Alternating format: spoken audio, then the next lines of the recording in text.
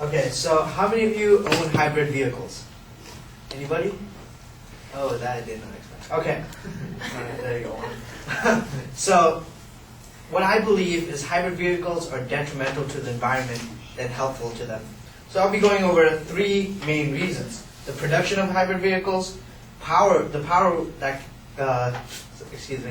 where the power comes from to charge the batteries that run part of the hybrid vehicle, and then recycling these batteries once they have run through their lives. So let's start with the production of these hybrid vehicles.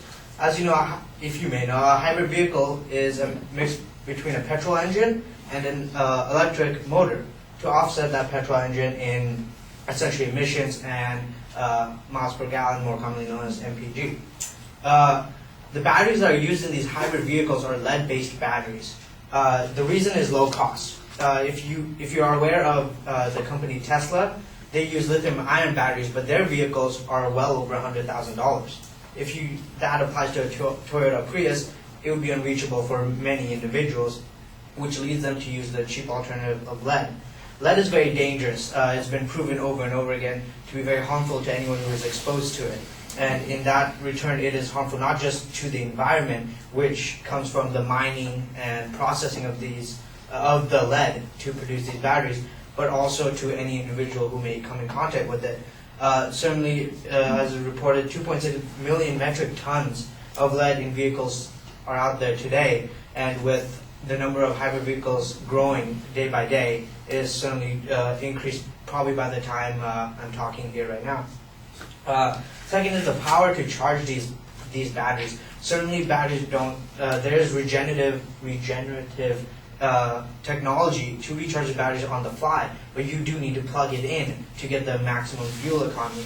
And certainly that electricity has to come from somewhere, and that comes from power plants. Power plants currently, they emit about 2.8 billion tons of CO2 emissions per year, according to Science Daily, and that is quite a bit. And with how many hybrid vehicles are on the road today, it certainly surpasses the amount that the hybrid vehicles are essentially saving and offsetting their carbon footprint, if you may say. But essentially what it is that with a global environment growing, more electricity being needed to power lights, buildings, cars, and other electronic devices, more power is needed, and so these power plants are being pushed to the limit, and more are being produced to offset the needs. Since the year 2007, CO2 emissions by these power plants have risen 3%, according to SNL Energy Power Daily, and that is increasing, as I said, on a normal basis. And certainly after these batteries have gone through their life, you need to take care of them properly, which comes to recycling. Because this is a global economy today, many of these recycling plants are overseas. They're certainly not based in the US because of the high cost, which leads to improper regulation of these plants.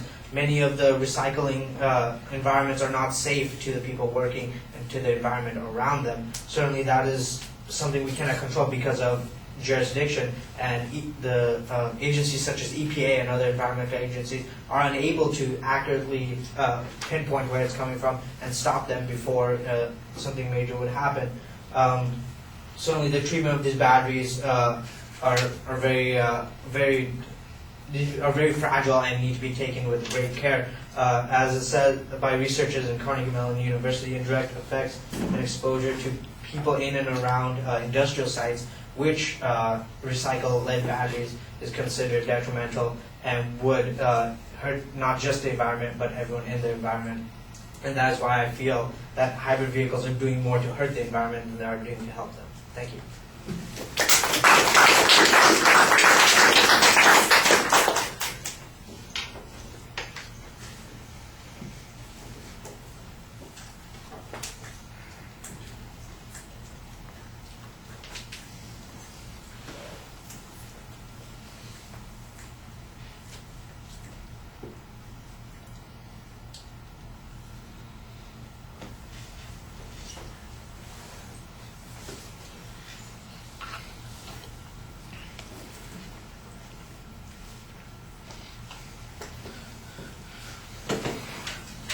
You looked a little confused by the response to the audience survey. I don't know why you thought people would be buying hybrid vehicles at this particular point in their lives.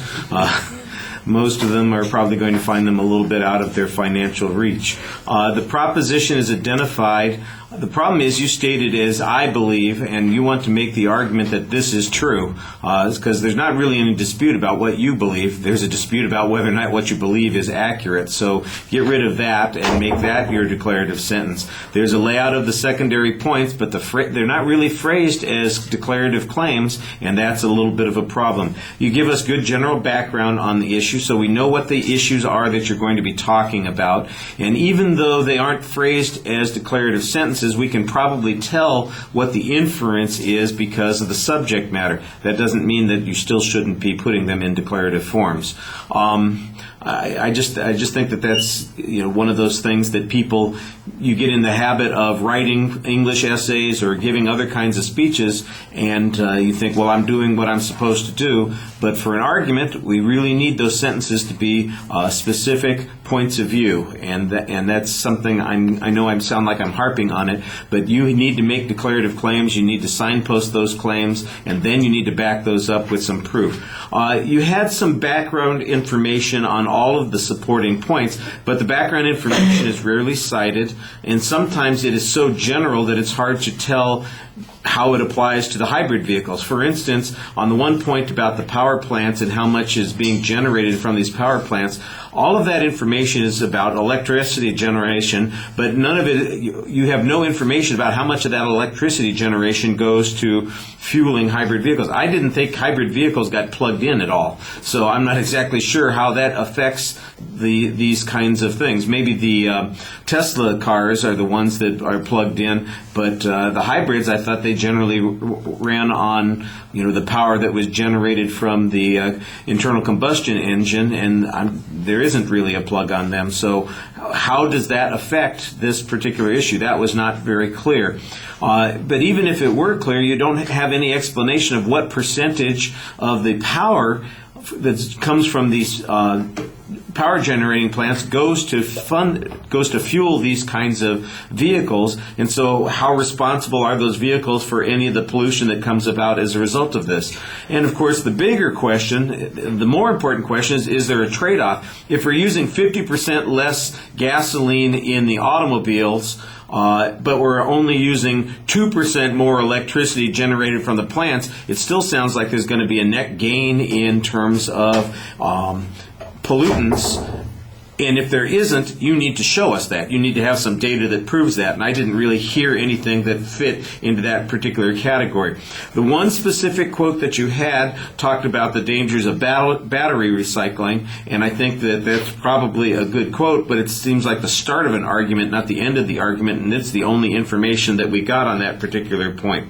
Like I said, it was easy to follow because there is a structure, and I also thought you did a nice job speaking to the audience for the most part,